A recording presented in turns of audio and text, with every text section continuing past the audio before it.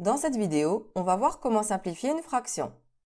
Tout d'abord, un rappel de vocabulaire. Simplifier une fraction, c'est écrire une fraction qui lui est égale, mais avec un numérateur et un dénominateur plus petits. Voyons la méthode générale pour simplifier une fraction.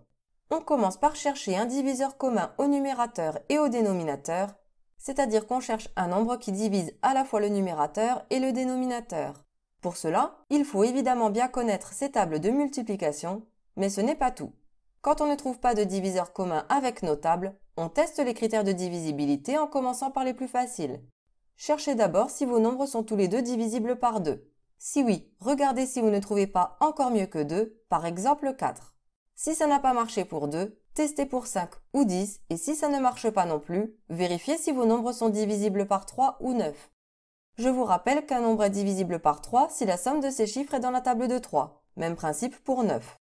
Si les critères de divisibilité vous posent problème, je vous renvoie vers une vidéo que j'ai déjà faite à ce sujet. Je vous mets le lien en haut et dans la description de la vidéo. Une fois qu'on a trouvé un diviseur commun, on n'a plus qu'à diviser le numérateur et le dénominateur par ce nombre. Ensuite, on regarde la fraction obtenue et on vérifie si on peut encore la simplifier. Si oui, on le fait, sinon, c'est terminé. Et zou, c'est parti pour des exemples. On va simplifier au maximum les fractions données. Commençons par le A. Je recopie la fraction donnée, 15 sur 20, j'écris égal et je cherche un diviseur commun à 15 et à 20. Est-ce que 15 et 20 sont tous les deux dans la table d'un même nombre? Oui, je sais qu'ils sont dans la table de 5. D'ailleurs, même si on connaissait mal sa table, on pourrait le trouver grâce aux critères de divisibilité, car on sait que les nombres qui se terminent par 0 ou 5 sont divisibles par 5. J'ai trouvé un diviseur commun qui est 5, je vais donc diviser le numérateur et le dénominateur de ma fraction par 5. Ça donne 15 divisé par 5 en haut et 20 divisé par 5 en bas. On n'a plus qu'à calculer, ça donne 3 quarts.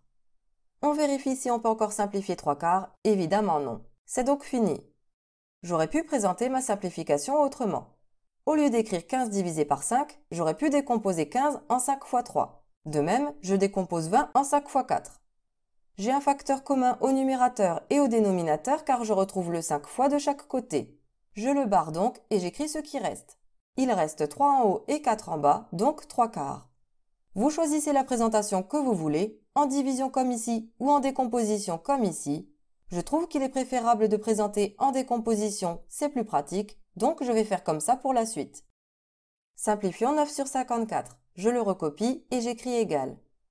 Est-ce que 9 et 54 sont dans la table d'un même nombre? Oui, ils sont tous les deux dans la table de 9. Je transforme donc 9 en 9 fois 1 et 54 en 9 fois 6. Il y a une multiplication par 9 en haut et en bas, je la barre et je n'ai plus qu'à écrire ce qu'il reste. 1 en haut et 6 en bas, donc 1 sixième. Je ne peux plus simplifier la fraction, c'est fini. Attention, n'écrivez pas que c'est égal à 6, c'est faux. On aurait pu présenter la simplification en division comme pour le A, ça aurait donné ça. Passons au C. On doit simplifier 24 sur 36, on le recopie. Est-ce que 24 et 36 sont dans la table d'un même nombre? En général, vous pensez tout de suite à 2, car ce sont des nombres pairs. On peut donc simplifier par 2, mais avant de le faire, je vérifie s'il n'y a pas mieux car ça arrive souvent. Par exemple 4. Est-ce que 24 et 36 sont dans la table de 4? Oui, donc je peux diviser par 4. Mais je ne vais pas faire ça, parce qu'en fait, je viens de me rendre compte qu'on peut carrément simplifier par 6. On peut d'ailleurs simplifier par un nombre encore plus grand, mais vous le voyez rarement, donc je vais juste simplifier par 6 pour l'instant. En haut, 24 c'est 6 fois 4, et en bas, 36 c'est 6 fois 6. On barre un 6 en haut et un 6 en bas. Attention, vu que je ne peux barrer qu'un seul 6 en haut, je n'en barre qu'un seul en bas, car il faut faire les mêmes simplifications de chaque côté de la fraction. Ça donne 4 sur 6, on vérifie si on peut encore simplifier, et cette fois-ci la réponse est oui. On peut encore simplifier par 2. 4 c'est 2 fois 2 et 6 c'est 2 fois 3. On barre un 2 en haut et un 2 en bas, il reste 2 tiers. Cette fois-ci c'est fini, on ne peut plus simplifier la fraction, on dit qu'elle est irréductible. On aurait pu faire plus simple en voyant que 24 c'est 12 fois 2 et 36 c'est 12 fois 3, ce qui permettait d'enlever les 12 et d'avoir directement 2 tiers. Nous, on a fait notre simplification en 2 fois, ce n'est absolument pas gênant. Ça nous a pris un peu plus de temps, mais c'est pas grave. L'important, c'est qu'on a simplifié au maximum, donc on a bon. Si vous êtes du genre à vous jeter sur la simplification par 2 dès que vous en voyez une, ça ne vous aurait pas empêché non plus de réussir. car vous auriez eu 12 sur 18, que vous auriez alors encore simplifié par 6 pour obtenir 2 tiers. Ou alors vous auriez encore simplifié par 2 puis par 3 et ça aurait donné aussi 2 tiers. L'important, c'est de toujours vérifier si on ne peut pas encore simplifier le résultat obtenu.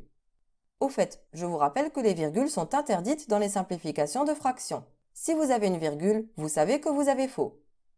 On termine avec 90 sur 126. Ces nombres sont trop grands pour être dans mes tables. Je teste alors les critères de divisibilité et je remarque tout de suite que les deux nombres sont pairs, donc divisibles par 2. Je vérifie si je ne peux pas faire mieux que 2. Non, car la moitié de 90, c'est 45, c'est un nombre impair. 90, c'est 2 fois 45 et 126, c'est 2 fois 63. On barre les deux, il reste 45 sur 63. On a des nombres à deux chiffres. En général, quand c'est ça, on peut encore simplifier la fraction. Effectivement, ces deux nombres sont dans la table de 9. 45, c'est 9 fois 5 et 63, c'est 9 fois 7. Ça me donne donc 5 septièmes et je ne peux plus simplifier cette fraction. Elle est irréductible. Et voilà, vous savez maintenant simplifier des fractions.